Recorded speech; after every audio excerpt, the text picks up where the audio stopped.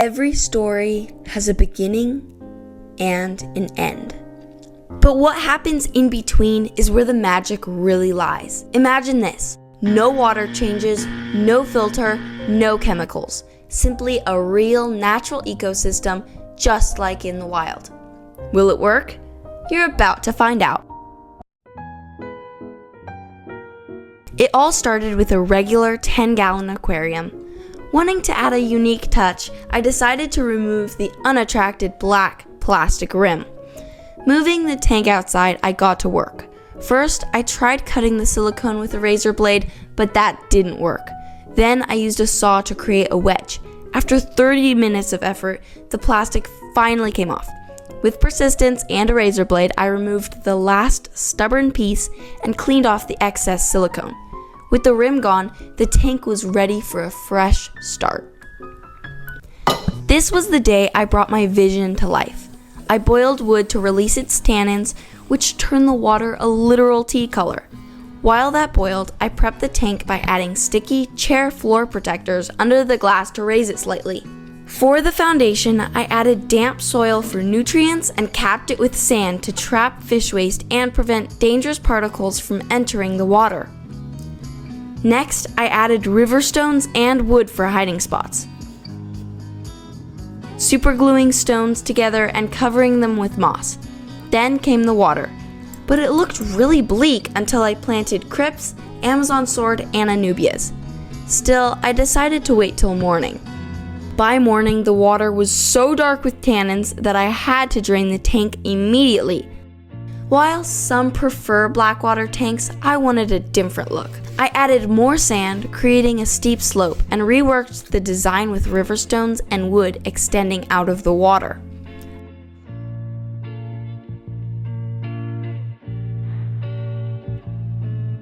A heater was added to maintain the right temperature. Today was all about adding land plants to the tank to help with water filtration and nutrient absorption. I carefully removed the plants from their pots, washed the dirt off the roots, and nestled them into the tank setup. This was a delicate process because any residual dirt could disturb the water balance. These plants are known for their rapid growth and ability to stabilize ecosystems by reducing detritus levels. Detritus is organic matter that plants and microorganisms can break down. Alongside the land plants, I added red root floaters, which are supposed to turn vibrant red under the right conditions. To support these plants, I added an extra light and set up a water pump to simulate natural flow. The tank was starting to feel alive, and I couldn't wait to see how everything would grow. What happened to the shrimp eggs? What's lurking in the sand? And how did this ecosystem face challenges it was never prepared for? Stick around to find out later in this video. The next step was to introduce water wisteria, a fast-growing stem plant that would help consume excess nutrients in the water. I carefully planted each stem, making sure they were secure in the substrate. Day 6, I wanted to enhance the aesthetic and ecological value of the tank, so I added a piece of soaked wood. This piece has been soaking long enough to ensure it wasn't releasing tannins. To make it look natural, I tied Christmas moss to the wood using dental floss. The moss would gradually grow, giving the wood a lush green appearance. Placing the wood in the tank brought an immediate sense of balance, as though it had always been part of the environment.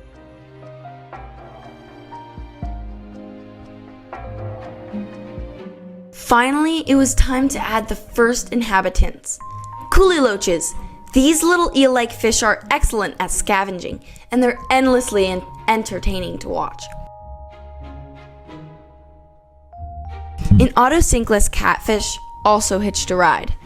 The loaches were quick to explore their new home, weaving through the stones and substrate, and then I spotted this guy, and they were officially named Captain Hook and his scallywags, because he only has one eye. With the ecosystem stabilizing, I introduced a group of pregnant ghost shrimp.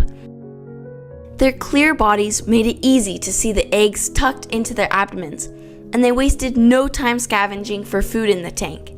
Ghost shrimp are fascinating creatures.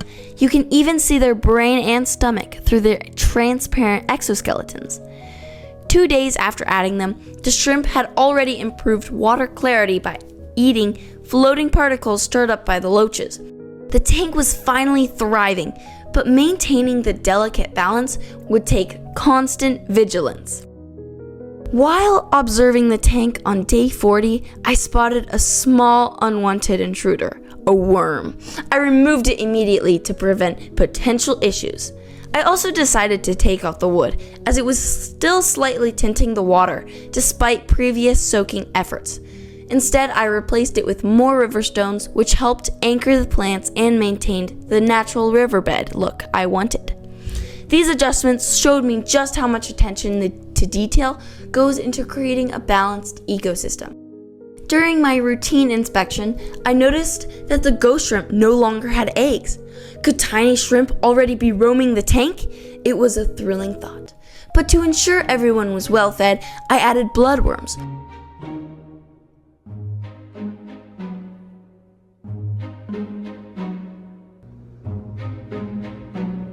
She's taking it! She's taking the food! Which the loaches quickly sniffed out. Meanwhile, the plants I had added earlier were flourishing, especially the crypts, which had grown larger and lusher than I had ever expected. It felt like the tank was becoming its own little world. The final pieces of this ecosystem are about to arrive, bold, fast, and ready to take their place in the delicate balance of the riverbed. But balance can be fleeting. Today, I added microorganisms called amphipods. These will break down detritus. Look how tiny they are! And these snails will also serve an important task. They will aerate the soil and bring down detritus or broken down matter into the substrate.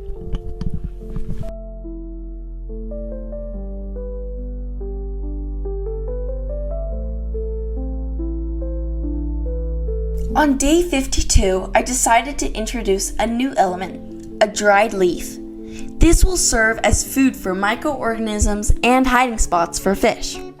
The detritus they broke down became nutrients for the plants, creating a perfect cycle. These small additions made a big impact on the health and balance of the tank. Day 60 was trim day. The water wisteria started growing out of the tank, so I trimmed and replanted the stems to create a denser and fuller look. But whenever I stuck my hands in, the floating plants would get in my way and my hand would sink them. But I will show you how I fix this later on in the video.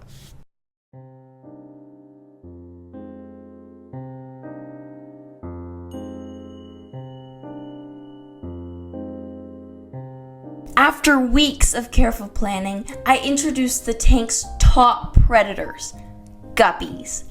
I chose 2 males and 3 females, hoping for a balanced group dynamic. The guppies immediately explored their new environment.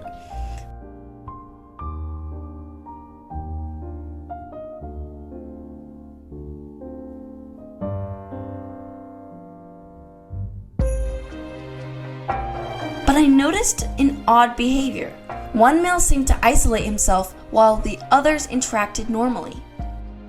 This foreshadowed a sad event I would discover later, reminding me of the fragility of even the smallest ecosystems.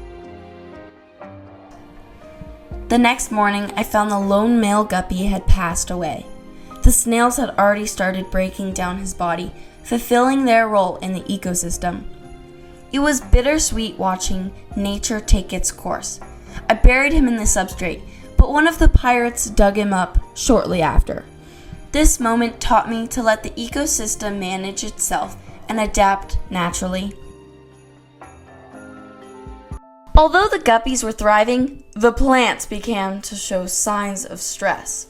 Holes appeared in the leaves and some started to melt. To address this, I added floating plant rings to keep the floating plants in designated areas and improve light distribution. These rings also created beautiful spot-like effects, adding to the visual appeal of the tank.